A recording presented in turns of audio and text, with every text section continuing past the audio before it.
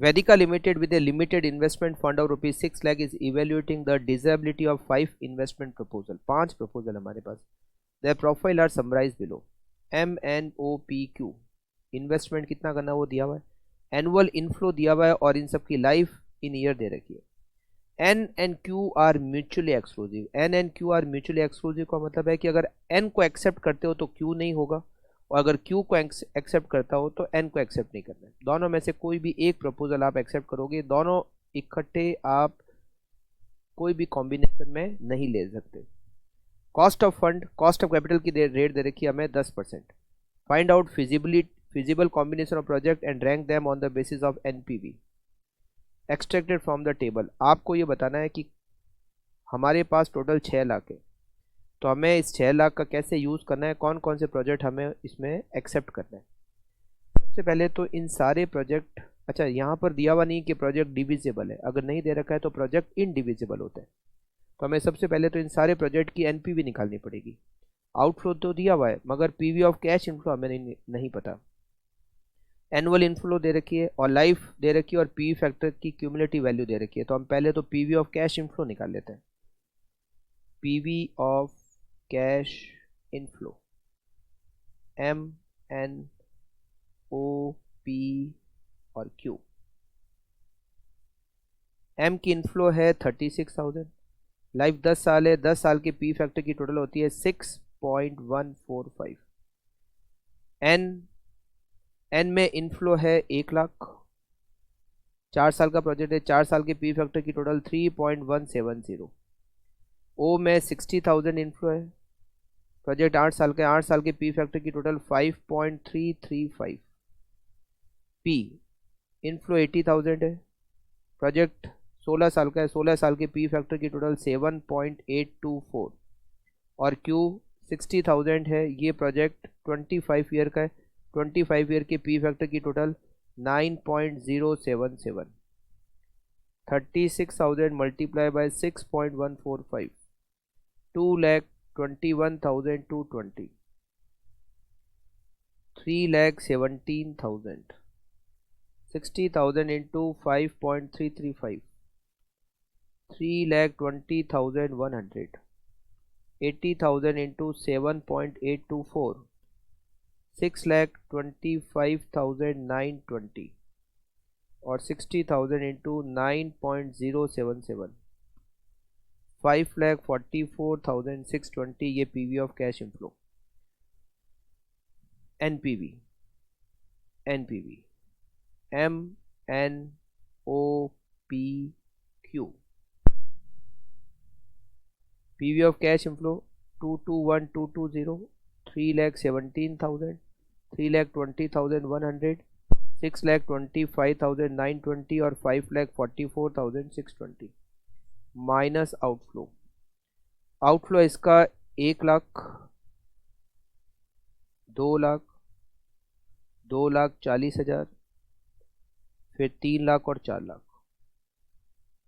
3 लाख और 4 लाख. पहले तो सबका हम एनपीवी निकाल लेते हैं. 121,220, 1,17,000, 80,100, 3,25,920 और 1,44,620. ये एनपीवी निकाल दिया. अब हम कैलकुलेट करते हैं कि कौन सा कॉम्बिनेशन बेस्ट है. डिफरेंट ऑल्टरनेटिव कॉम्बिनेशन, और उस पर एनपीवी सबसे ज़्यादा कहाँ आती है. हमारे पास इन्वेस्टमेंट करने के लिए केवल 6 लाख रुपए, तो 6 लाख में पहला कॉम्बिनेशन बनाए. बस ये ध्यान रखना है एन और क्यू दोनों एक साथ नहीं आ सकते. तो देखिए 1 2 3 और 3 6, MNP. पहला कॉम्बिनेशन बना MN और P. दूसरा कॉम्बिनेशन बनेगा, इसमें टोटल हमारे पास 6 लाख है, तो M 1 lakh,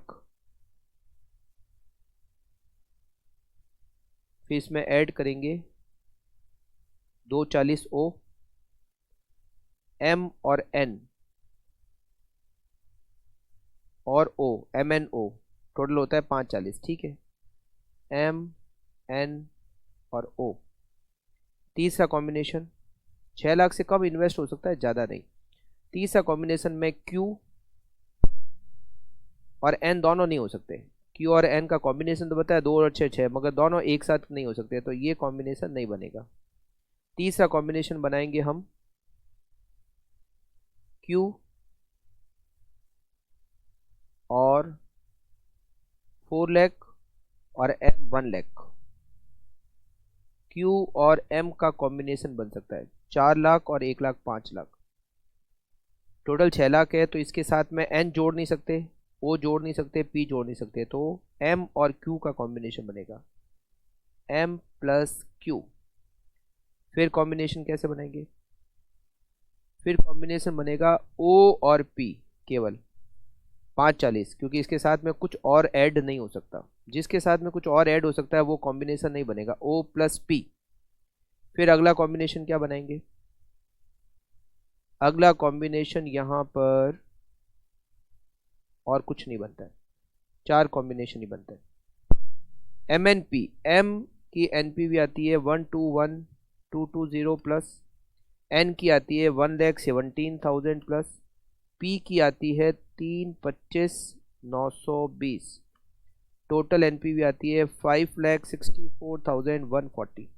MNO 121,220 plus 1,17,000 plus 80,100, total NPV आती है 3,18,320।